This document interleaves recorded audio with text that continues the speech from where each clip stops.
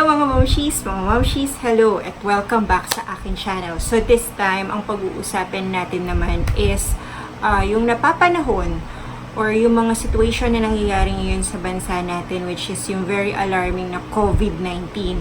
So alam naman natin, napapanood naman natin, nakikita natin sa social media, napapanood natin sa news na nagiging very alarming na siya kasi marami nang nai-infect dito sa bansa natin. So, as of today is March 14, 2020. So, the last time that I checked sa social media is 98 na yung infected dito sa atin sa Pilipinas. So parang dumadami talaga every day. So, since nag-i-increase yung number ng infected, nag-decide na rin ang ating presidente na magkaroon ng lockdown sa Metro Manila.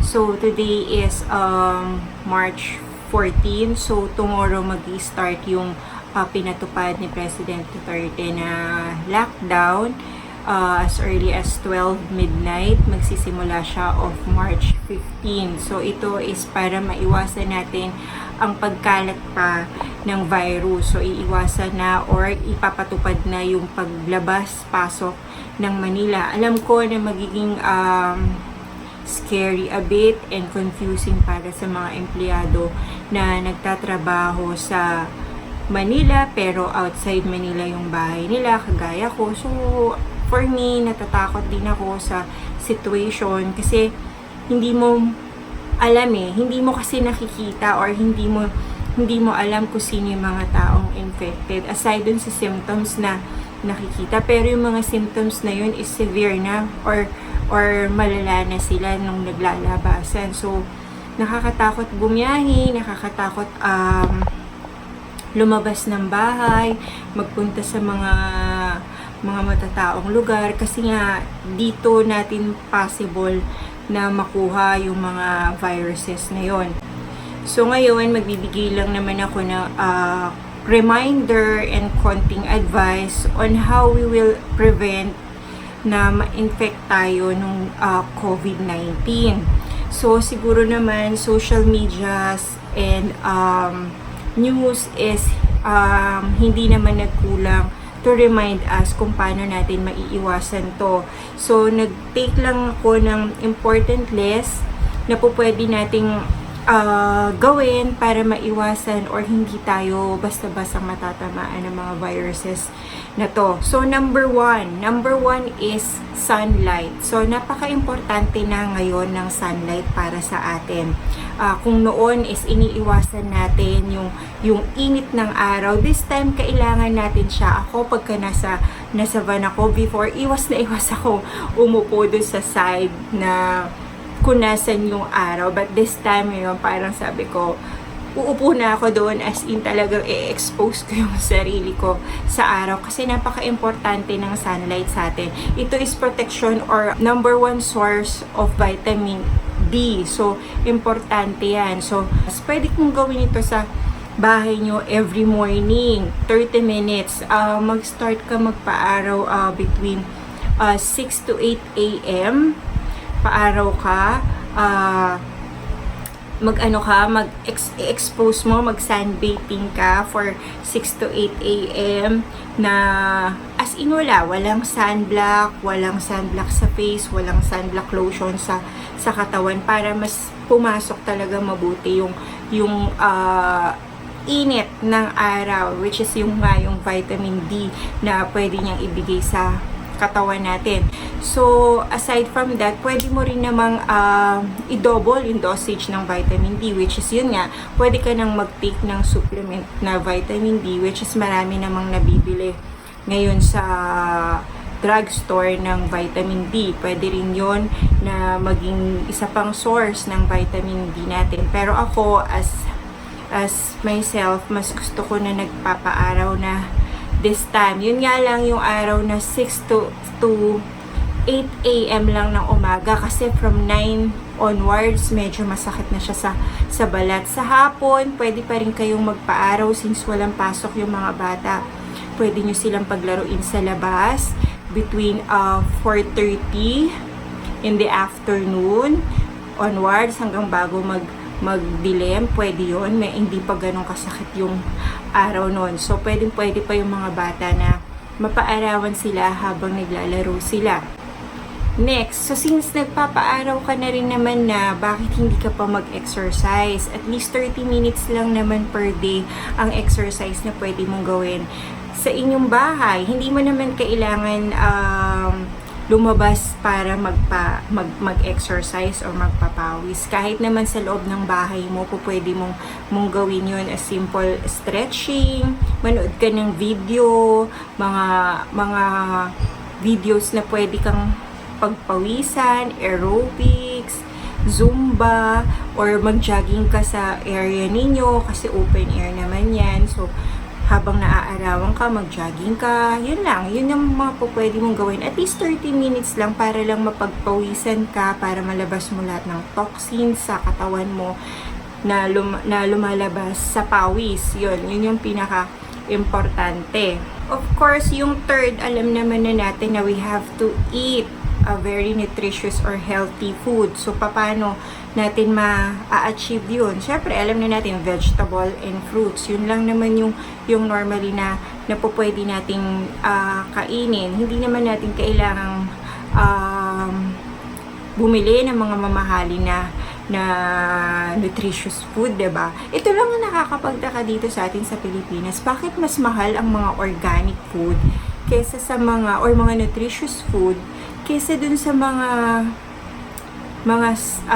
trash food na meron tayo, kagaya ng mga fast food, mga chichirya, mga unhealthy food. Yun lang yung nakakaano sa akin na parang pag gusto mong maging healthy, tas bibili ka ng healthy food, mas mahal siya. So, ano nangyayari? Bumabagsak ka doon sa mura, which yun nga, yung mga pagkain na hindi naman ganun ka-healthy. So, this time, siguro, as we age, kailangan i-exercise na natin or i-practice na natin yung sarili natin na kumain ng healthy food, veggies and fruits para maprotektahan tayo, kasi alam naman natin marami tayong nakukuha na nutrients or protection sa mga veggies and fruits na pwede nating kainin. So, number 4, of course, avoid crowded area.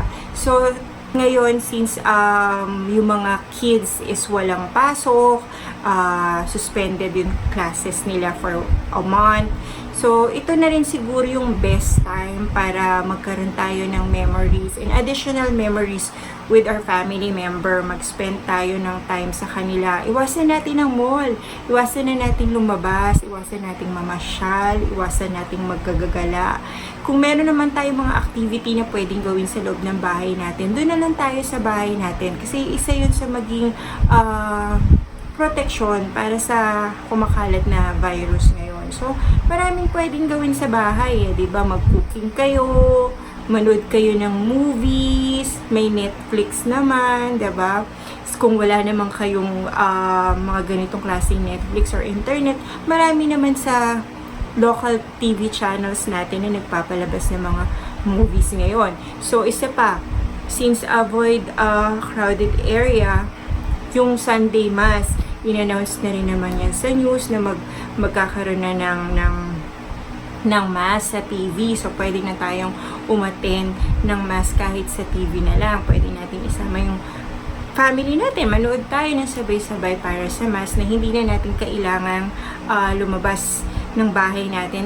And, secondly, kung hindi talaga pala maiiwasan na lumabas kayo or kailangan yung lumabas, of course, ang pinaka-protection lang naman na po pwede yung gamitin is mask, surgical mask, na pinapakita naman yung proper way of using a surgical mask.